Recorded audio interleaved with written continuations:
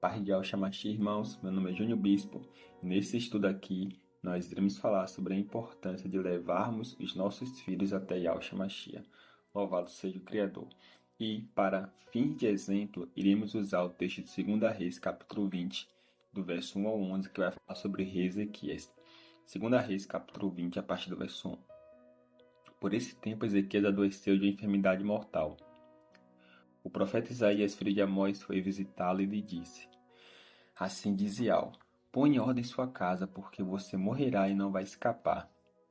Então Ezequias virou o rosto para a parede e orou a Iau, dizendo: Ó Iau, lembra-te que andei diante de ti com fidelidade, com o coração íntegro, e fiz o que era reto aos teus olhos. E Ezequias chorou amargamente. Antes que Isaías tivesse saído do pátio central, a palavra de Iau veio a ele dizendo: Volta-te e diga a Ezequias, príncipe do meu povo, assim diz Iau, o Iau de Davi, seu pai. Eu ouvi sua oração e vi suas lágrimas. Eis que vou curá-lo e ao terceiro dia você subirá à casa de Iau. Acrescentarei 15 anos à sua vida e livrarei das mãos do rei da Síria, tanto você quanto esta cidade. Defenderei esta cidade por amor de mim, por amor do meu servo Davi. Isaías disse mais: Pegue uma pasta de figos. Eles a pegaram e a puseram sobre a úlcera, e Ezequias recuperou a saúde. Ezequias perguntou a Isaías: Qual será o sinal que Iau me curará e de que ao terceiro dia subirei à casa de Iau? Isaías respondeu: Este é o sinal que você receberá de Iau, para indicar que ele cumprirá o que prometeu. Você quer que a sombra se adiante 10 graus ou que retroceda 10 graus? Ezequias respondeu: É fácil a sombra adiantar 10 graus, mas que não seja assim. Pelo contrário, que ela retroceda 10 graus. Então o profeta Isaías clamou a Iau, e ele fez retroceder 10 graus a sombra lançada pelo sol declinante no relógio de Acais. Louvado seja o Criador. Irmãos, em 2 Reis, capítulo 18, verso 2, a palavra de Deus fala que Ezequias tinha 25 anos quando começou a reinar e reinou por 29 anos em Jerusalém. Isso quer dizer que ele reinou até 54 anos, que foi quando ele morreu. 54 anos menos os 15 anos de bônus que Iau deu para Ezequias, isso quer dizer que quando Iau fala através do profeta Isaías, você vai morrer, põe sua casa em ordem. Ele tinha 39 anos de idade quando ele recebe essa palavra. E a realidade é, irmãos, que quando Ezequias ele vira para a parede, ele ora e chora, é como ele estivesse dizendo: Pai, eu não esperava que isso fosse acontecer agora, dessa maneira, nesse momento. E a realidade é, irmãos, que ninguém quer morrer com 39 anos. Eu imagino que Ezequias estava cheio de planos, porém a Eterno chega para ele e fala: Põe sua casa em ordem, porque você vai morrer. E nós precisamos entender, irmãos, que a vida é passageira. No livro de Salmos 103, do verso 15 ao 16, a palavra de Deus diz assim: Quanto ao ser humano, seus dias são como a relva, como a flor do campo. Assim ele floresce, mas soprando nela o vento desaparece, e ninguém a conhecerá. Em outras palavras, irmãos, nós precisamos viver a vida como se fosse o último dia. Precisamos estar prontos para partir, porque a nossa vida, ela é passageira. Ela é como a relva, como a flor do campo. Quando ela floresce, passa o vento, desaparece, a Escritura fala, ninguém conhecerá. Então precisamos viver prontos para partir. Em Filipenses 1:23, o apóstolo Paulo diz: Estou certo pelos dois lados. Tenho o desejo de partir e estar com Yahshua, que é incomparavelmente melhor. Em 2 Coríntios capítulo 5, do verso 13, o apóstolo Paulo diz: Pois sabemos que se a nossa casa terrestre deste tabernáculo se desfizer, ele está falando nosso corpo, temos da parte de um edifício, uma casa não feita por mãos humanas eterna nos céus. E por isso, neste tabernáculo gememos, desejando muito ser revestidos da nossa habitação celeste, se de fato fomos encontrados vestidos e não nus. Louvado seja o Criador. Então, irmãos, nós precisamos viver prontos para partir. E eu quero afirmar para os irmãos que quando Iau fala para Ezequias pôr a casa dele em ordem, não está relacionado à vida espiritual, porque eu posso afirmar para os irmãos, e nós iremos ver isso, que Ezequias tinha uma vida espiritual em dia. Pôr a casa em ordem também não está relacionado à conduta, porque Ezequias tinha uma conduta em dia, nós iremos ver isso também. Pôr a casa em ordem também não está relacionado com casa física, mas na verdade é a família, a continuidade geracional, a cuidar da nossa família. E nós vamos ver isso nesse estudo.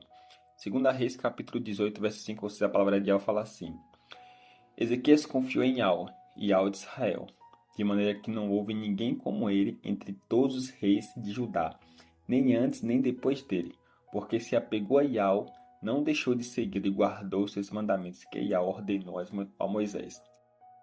Então a palavra de Yahweh fala, irmãos, que não houve rei, nem antes, nem depois, igual a Ezequias. Verso 9, porque se apegou a Yahweh, não deixou de segui-lo e guardou os mandamentos que Yahweh ordenou a Moisés. Então você percebe, minha irmã, meu irmão, que Ezequias ele tinha uma conduta irrepreensível. Ele era um homem que tinha intimidade, que andou íntegro perante Yahweh. Tanto que quando ele recebe do profeta Isaías que ele vai morrer e ele precisa pôr a casa dele em ordem porque ele vai morrer, a palavra fala no verso 3, 2 Reis capítulo 20, verso 3, a palavra fala que Ezequias virou para a parede, começou a orar, e a oração dele foi o seguinte: Pai, tu sabe que eu guardei a tua palavra, que eu guardei o teu mandamento, que eu fui íntegro de coração. Tu sabe que eu te honrei. Irmãos, uma pessoa pode chegar para mim, para você, e falar que honrou a Yahweh. Agora uma pessoa chegar para Yahweh e falar assim: Pai, tu sabe que eu guardei o teu mandamento, que eu fui fiel à tua palavra, que eu te honrei. Para uma pessoa chegar e falar assim para Yahweh é porque realmente essa pessoa andou na linha. Louvado seja o Criador. Por isso que a palavra fala que não houve rei nem antes nem depois de Ezequias. Verso 6, porque se apegou a Yahweh, não deixou de seguir e guardou os seus mandamentos, que Yahweh ordenou a Moisés. E ele falou para Yahweh: Pai, tu sabe que eu guardei a tua palavra. Então, a gente percebe que o pôr a casa em ordem não está relacionado à conduta nem à vida espiritual em dia. A prova disso é o seguinte, irmãos: quando Senaqueribe ameaça conquistar Jerusalém e o reino de Judá. Em 2 Crônica, capítulo 32, verso 17, a palavra fala assim: Senaqueribe escreveu também cartas para blasfemar a Yahweh de Israel, e para falar contra ele, dizendo: Assim como os deuses das nações de outras terras não livraram o seu povo das minhas mãos, assim também Yahweh de Ezequias não livrará o seu povo das minhas mãos. Irmãos, o que aconteceu aqui foi o seguinte: Senaqueribe, que foi o rei da Síria, ele traz ali os seus soldados, acampa em frente ao palácio de Ezequias e envia uma carta para Ezequias. Nessa carta ele afronta Yahweh, ele pede para Ezequias se render. Irmãos, a escritura fala que a posição de Ezequias foi o seguinte: chamou o profeta Isaías, foi até o templo, colocou a carta lá, e a posição dele foi basicamente: Pai, nós somos o povo da sua aliança. Essa afronta não é contra mim, essa afronta é contra ti. Vê aí o que é que tu vai fazer sobre isso. Basicamente foi isso, irmãos. Conjecturando, a escritura fala que nesse mesmo dia, o anjo de Al matou 185 mil homens. Israel sequer precisou lutar, porque Yahweh defendeu, louvado seja Yahweh. Então você percebe, irmãos, que Ezequias, ele orou a Yahweh, e Yahweh foi lá e fez a intervenção. Então Ezequias era um homem de intervenções divinas, tanto que ele recebe 15 anos de bônus. A escritura fala que não houve rei antes nem depois dele, então ele tinha uma conduta irrepreensível. Então nós podemos descartar que pôr a casa em ordem não está relacionado à conduta nem à vida espiritual, porque isso Ezequias tinha. Louvado seja o Criador. Ezequias recebe a palavra que vai morrer do profeta Isaías. E quando Ezequias ele recebe a palavra que ele vai morrer do profeta Isaías, a palavra fala que ele vira para a parede e ele ora. E o Eterno vai lá e concede para ele 15 anos de bônus. Mas antes o Eterno diz assim: põe em ordem sua casa, porque você vai morrer e não vai viver. Em outras palavras, o Eterno já estava avisando para ele que ele tinha que olhar para a casa dele, para a família dele. para os filhos deles que ia nascer desses 15 anos de bônus. Irmãos, no livro de Apocalipse, capítulo 14, verso 3, a palavra de Deus fala assim: Então ouvi uma voz do céu dizendo: Escreve, bem-aventurados os mortos que desde agora morreram em Al. Sim, diz o Espírito, para que descanse de suas fadigas, pois as suas obras os acompanham. A única coisa, meu irmão e minha irmã, que a gente vai levar quando a gente partir estar com Yahshua, como diz o apóstolo Paulo, são as nossas obras. O que você fez em prol do corpo, o que você fez em prol da sua família, isso vai te acompanhar. Isso é contado como obra. E no dia do galardão você vai receber o que você fez para o corpo, o que você fez para sua família. Então, Ezequias ele tinha uma missão. A gente vai ler mais textos aqui. E o Eterno tinha dito: põe em ordem sua casa. Porém, Ezequias diz no livro de 2 Crônica, capítulo 32, verso 25: ele não correspondeu à vontade divina. Mas Ezequias não correspondeu aos benefícios que lhe foram feitos, pois seu coração se exaltou. Por isso veio grande ira sobre ele e sobre a terra de Judá e Jerusalém. Então, Ezequias ele recebeu de Al um benefício, que foi 15 anos de bônus. Porém, 2 Crônica 32, 25 fala que ele não correspondeu aos benefícios que Yahweh lhe fez. Louvado seja o Criador, irmãos.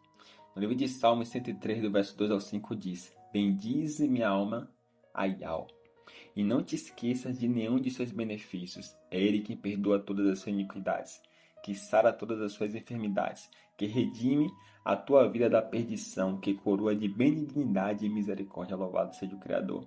A Bíblia fala: não esqueça, minha alma, de nenhum de teus benefícios.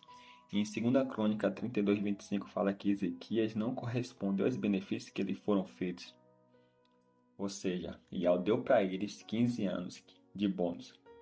Mas ele não deu o que Yahweh pediu, que foi pôr a casa dele em ordem. E por não ter dado o que Yahweh pediu, nasce o pior rei de todos os tempos, Manassés. E no livro de Jeremias, capítulo 15, verso 4, você vai ver algo que acontece poucas vezes nas Escrituras. E ao culpar a apostasia de uma geração inteira por causa de uma única pessoa. E essa única pessoa foi o filho de Ezequias, Manassés. Jeremias 15, verso 4. Farei deles um objeto de espanto para todos os reinos da terra, por causa de tudo que Manassés, filho de Ezequias, rei de Judá, fez em Jerusalém. O grande erro de Ezequias foi em não entender um tema que é forte nas Escrituras, que se chama continuidade geracional. Ezequias recebe 15 anos de bônus. Nesses 15 anos, nasce Manassés. Só que Ezequias não deu a atenção que deveria ter dado para o filho dele. E por causa disso, nasce o pior rei de todos os tempos. Hebreus 11, verso 13. Todos estes morreram na fé sem terem recebido as promessas. Viram-nas de longe e de longe as saudaram, reconhecendo que eram estrangeiros e peregrinos na terra. A palavra fala, irmão, que os nossos patriarcas, eles entenderam que as promessas não iriam se cumprir na sua geração. Por isso a Escritura fala: todos esses morreram na fé sem terem recebido as promessas. Viram-nas de longe e de longe as saudaram, reconhecendo que eram estrangeiros e peregrinos na terra. Ou seja, eles entenderam que as promessas que Yahweh fez não era para a geração dele, era para o futuro. E Ezequias ele não entendeu a continuidade geracional. Agora vamos ler 2 Reis, capítulo 20, a partir do verso 12. Nesse tempo, Merodach-Baladã, filho de Baladã, rei da Babilônia, enviou cartas e um presente a Ezequias, porque soube que ele havia estado doente.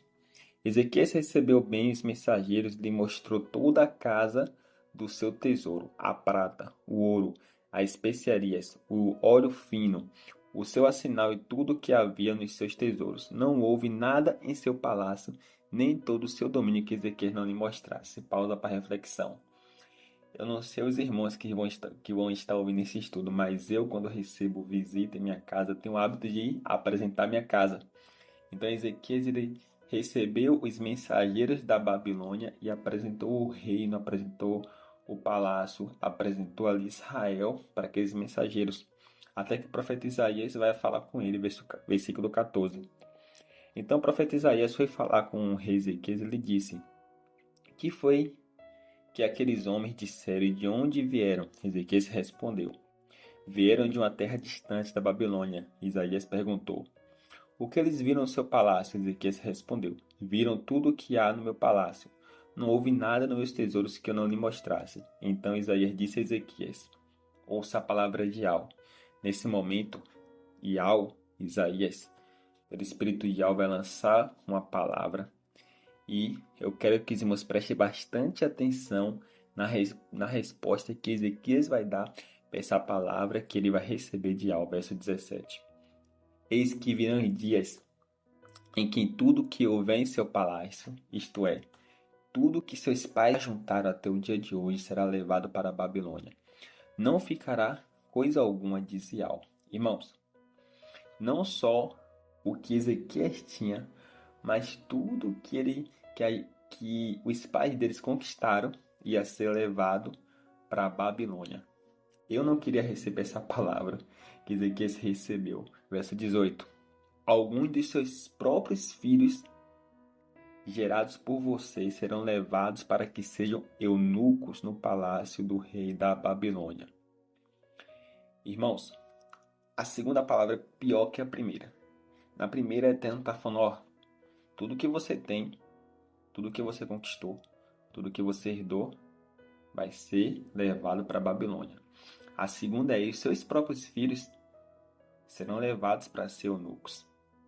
Para quem não sabe, eunuco era um homem castrado, um homem que tinha o seu órgão reprodutor masculino castrado, porque esse homem ele ficava dentro do palácio, assim ele não representava uma ameaça para o harém do rei. Então o profeta vai lá e diz: alguns de seus próprios filhos gerados por você serão levados para que sejam eunucos no palácio do rei da Babilônia.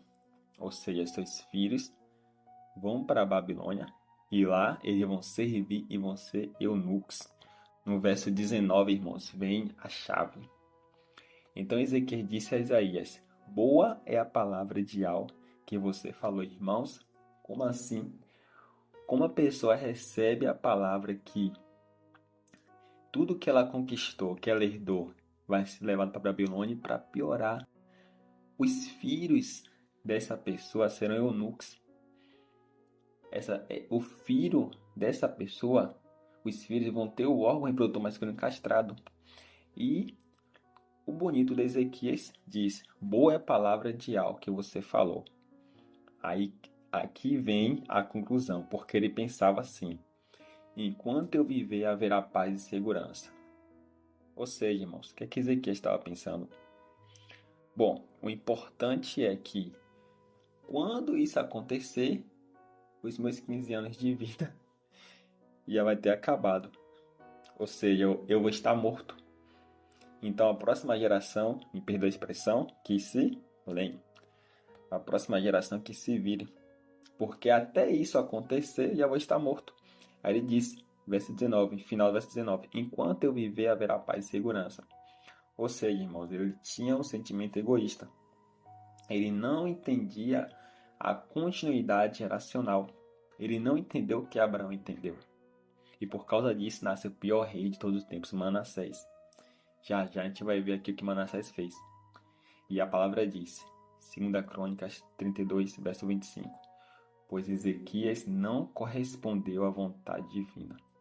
Louvado seja o Criador. Gênesis 18, verso 19: Porque eu escolhi, aqui é sobre Abraão, irmãos. Porque eu escolhi, para que ordene aos seus filhos e à sua casa depois dele, a fim de que guardem o caminho de Yahweh e pratiquem a justiça e o juízo, para que Yahweh faça vir sobre Abraão o que lhe prometeu. Irmãos, o Eterno faz várias promessas para Abraão. E em Gênesis 18, verso 19, o Eterno conjecturando, basicamente, ele fala assim: Abraão, vamos ter uma conversa aqui entre eu e você. Eu escolhi você para que você ordene seus filhos e a sua casa depois de você, para que guardem o meu mandamento, porque só assim eu vou conseguir cumprir tudo que eu te prometi. Louvado seja o Criador. Em outras palavras, irmãos, ele está falando para Abraão: Abraão, cuida da sua casa, porque o que eu vou fazer é multigeracional. Eu preciso que você ordene a sua casa, eu preciso que você ordene seus filhos para que guardem um caminho, guardem um caminho, pratiquem a justiça e a verdade. Porque só assim eu vou conseguir cumprir tudo aquilo que eu te prometi. Louvado seja o Criador. Então, Abraão entendia a continuidade geracional. Ele entendia que as promessas iriam se cumprir em gerações futuras. E essa é uma grande verdade nas Escrituras. Uma geração comunica outra geração. A semelhança de uma corrida de bastão, a aliança precisa ser passada de pai para filho, dos pais para os filhos. E isso, irmãos, era o significado da circuncisão, um dos significados da circuncisão. Em Gênesis capítulo 17, verso 2 ao 3, a palavra fala assim: todo menino deve ser circuncidado no 8º dia do nascimento, de geração em geração. Isso se aplica não apenas aos membros da sua família, mas também aos servos nascidos em sua casa e aos servos estrangeiros que você comprou, que sejam nascidos em sua casa, que os tenham comprado, todos devem ser circuncidados. Terão no corpo o sinal da minha aliança sem fim. Louvado seja o Criador. O Eterno fez aliança com Abraão. Ele falou: todo menino deve ser circuncidado no 8º dia de nascimento. De geração em geração. Isso tem que ser passado de geração em geração. Isso se aplica não só aos membros de sua família, mas também servos nascidos em sua casa. O que é que o Eterno está querendo falar com a circuncisão?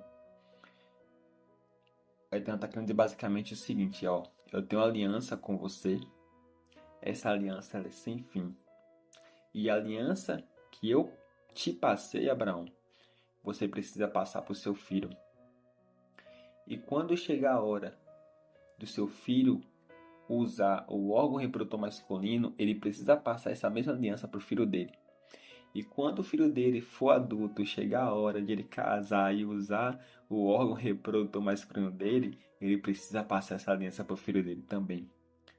Então, irmãos, isso era uma aliança, um lembrete, uma forma de Eterno lembrar ao povo que Yahweh estava com ele, que Yahweh fez uma aliança com eles, e essa aliança tinha que ser passada de geração em geração. E a responsabilidade de passar essa aliança vem dos pais. Por isso que Ezequias, a Escritura fala que ele não correspondeu à vontade divina, porque ele não passou a aliança para o filho dele, ele não fez o que o Eterno falou para ele fazer.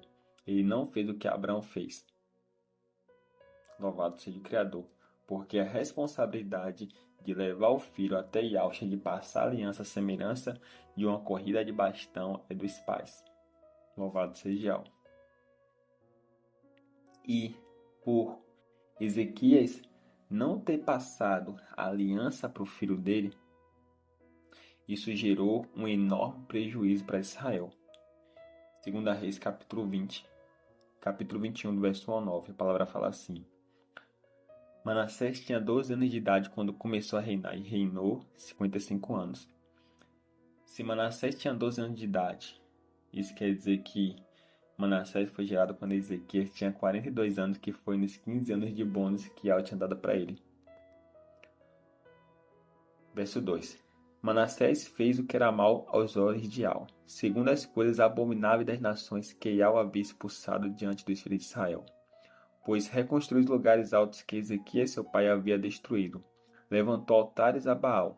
Fez um poste a Deus a Ázera, como o que Acabe, rei de Israel, havia feito. Prostou-se diante de todo o exército dos céus e o serviu. Edificou altares na casa de Yahweh, a respeito do qual Yahweh tinha dito em Jerusalém: porei o meu nome. Também edificou altares a todo o exército dos céus, nos 2 atos da casa de Yahweh. E queimou seu filho em sacrifício. Adivinha pelas nuvens, era agüeiro e tratava com médios e feiticeiros. Fazia continuamente o que era mal aos olhos de Al, para provocar a ira. Pausa para reflexão, irmãos. Quando Israel vai adentrar na terra prometida, e Al fala assim, ó, vocês não podem fazer o que essas nações fazem. E Manassés, ele faz tudo o que Al falou que não podia fazer. No verso 8. E não farei com que os pés de Israel andem errantes, longe da terra que deu aos seus pais, desde que eles tenham cuidado de fazer segundo o que Yahweh lhe tenha mandado, conforme toda a lei de Moisés, meu servo, lhes ordenou. Eles, porém, não ouviram. Manassés de tal modo os levou a andar errantes, que fizeram pior do que as nações. Ou seja, eles não só fizeram o que as nações fizeram, ainda assim fizeram pior do que as nações. Porém, Ezequias, ele não fez o que Yahweh pediu, que era dar atenção para a casa dele, porque a responsabilidade de levar os filhos até Yahusha é dos pais. E quando você, meu irmão, você, minha irmã, faz isso, isso gera um grande galardão para você.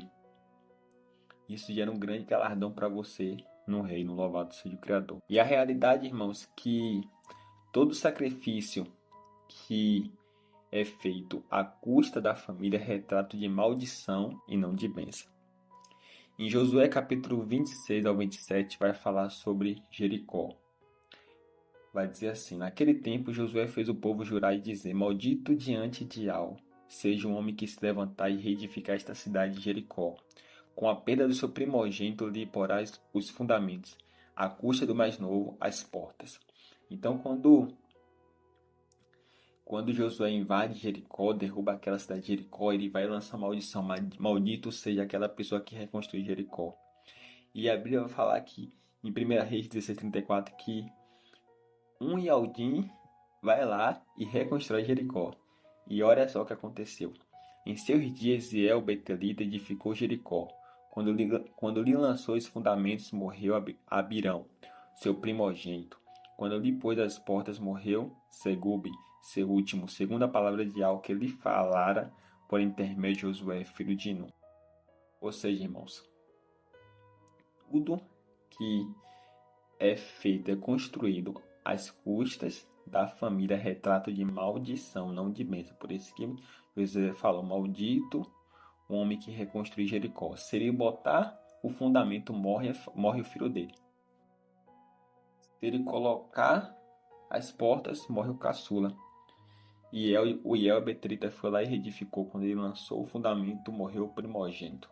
Quando ele colocou as portas, morreu o filho caçula. Porque tudo que é feito às custas da família é retrato de maldição e não de bênção. Louvado seja o Criador. 1 Samuel 12, do verso 1 ao 6. Samuel foi um profeta de Al. Ele terminou a vida dele, o ministério dele, quase, irmãos, que perfeito. Porém, ele falhou em algo que foi na criação dos filhos. E por ele ter falhado na criação dos filhos, o povo de Israel foi lá e pediu um rei. E esse prejuízo ficou para Ial, esse prejuízo ficou para aquela geração. E nós devemos ver isso. 1 Samuel, capítulo 2, a partir do verso 1. Então Samuel disse a todo Israel, eis que atendi ao que vocês me pediram, e constituí um rei sobre vocês. E agora eis que vocês têm um rei que irá diante de vocês. E já sou velho, e tenho os cabelos brancos, e os meus filhos estão com vocês. Eu tenho andado à frente de vocês, desde a minha mocidade até o dia de hoje. Eis-me aqui, testemunha contra mim diante de Al e diante do seu ungido. De quem tomei o boi? De quem tomei o jumento? A quem enganei? A quem oprimi? E das mãos de quem aceitei suborno para encobrir com eles os meus olhos? Fale e eu restituirei. Ou seja, Samuel está falando assim, ó, constitui um rei como vocês me pediram e estou saindo fora. Mas eu quero que vocês testemunhem de quem eu tomei o boi, de quem tomei o jumento, a quem enganei, a quem oprimi, de quem aceitei suborno. Aí verso 4 fala, então eles responderam, você não nos defraudou, nem nos oprimiu, nem tomou coisa alguma de nossas mãos. E ele lhe disse, E Iau é testemunha contra vocês, e também o seu ungido é testemunha de que vocês não encontraram nada em minhas mãos. E o povo confirmou. Iau é testemunha. Ou seja, irmãos, é como o povo estivesse falando assim para Samuel: ó Samuel, a gente só tá pedindo um rei porque você tá velho, você não vai conseguir mais julgar. E os seus filhos que você deixou para poder julgar, a gente vai ler 1 Samuel capítulo 8 a partir do verso 1. E os seus filhos que você deixou aí para poder julgar, está julgando com justiça, está aceitando suborno. Então, da forma que tá, não dá para engolir suas crias. Então é melhor que você coloque para a gente um rei, assim como as outras nações, porque pelo menos haverá regra. Então você percebe que quando Samuel coloca Saul, quando ele unge Saul como rei, a primeira coisa que ele fala para Saul são as regras do reino. Louvado seja o Criador. 1 Samuel 1,7. Quando Samuel ficou velho, constituiu seus filhos por juiz sobre Israel. O primogênito se chamava Joel, e o segundo se chamava Abias. Eles foram juízes em Berseba. Porém, os filhos de Samuel não andaram pelos caminhos dele. Ao contrário, inclinaram-se à avareza, aceitavam suborno e perverteram o direito. Tudo que Samuel não fazia, eles faziam. Então a escritura fala que todos os anciões de Israel, verso 4, se congregaram e foram falar com Samuel em Ramá. E disseram: Veja, você está ficando velho, seus filhos não andam pelos seus caminhos. Por isso queremos que agora nos constitua um rei para que nos governe como acontece em todas as nações. Mas Samuel não gostou dessa palavra. Então você percebe, irmãos, que Samuel estabeleceu os filhos como juízes, porém os filhos não seguiram o caminho de Samuel e o povo falou: Poxa, do jeito que tá, não dá para a gente poder aceitar esses meninos. Eles não andam segundo o pai. É melhor que ele coloque sobre nós um rei, porque assim terá regras. E a escritura fala que Samuel não gostou quando ele ouviu isso. Por isso que ele diz lá no capítulo 12: De quem eu roubei, de quem aceitei suborno. Aí o pessoal fala: Você não fez isso. Aí ele diz: Iau é testemunha, o meu ungido também é testemunha. Eles confirmam: Iau é testemunha que você não fez isso. Mas o problema foi que Samuel não deu atenção que ele deveria ter dado para a casa dele. Por isso, os filhos dele não seguiram o caminho dele. E por causa disso, o povo foi lá e pediu um rei. A escritura fala que os filhos de Samuel não andaram segundo o caminho de Samuel. Aí verso 5 disse: Veja, você está. Verso 6. Mas Samuel não gostou dessa palavra quando disse: Dei-nos um rei para que nos governe. Então Samuel orou a Iau. E Iau disse a Samuel: Atende à voz do povo em tudo que lhe pedem, porque não foi a você que rejeitaram, mas a mim, para que não reine sobre eles. Então você percebe que por Samuel não ter dado a continuidade geracional, não ter dado atenção à casa dele, a atenção que a Eterno falou para Abraão: ó Abraão, eu escolhi para que você ordene seus filhos e sua casa, depois de para que guarde os meus mandamentos, porque só assim eu vou conseguir cumprir tudo que eu te prometi. Por causa disso, Israel foi lá e pediu um rei. Por Ezequias não ter dado a atenção que ela falou: põe sua casa em ordem, nasce Manassés. Manassés, ele trouxe uma apostasia para Israel terrível. Então, está nos mostrando que a gente precisa passar a aliança para a próxima geração. A gente precisa ser a semelhança de Abraão. Passar a aliança para a próxima geração. E quando você, minha irmã, meu irmão, faz isso, pode ter certeza que você vai receber um grande galardão no reino. Louvado seja o Criador. Provérbios 22, verso 6. Para finalizar. Ensina a criança no caminho que deve andar, e quando for velho não se desviará dele. Louvado seja o Criador. Eu espero que os irmãos tenham entendido esse estudo. Que os irmãos fiquem na paz e na graça de Yahshua Mashiach. Aleluia.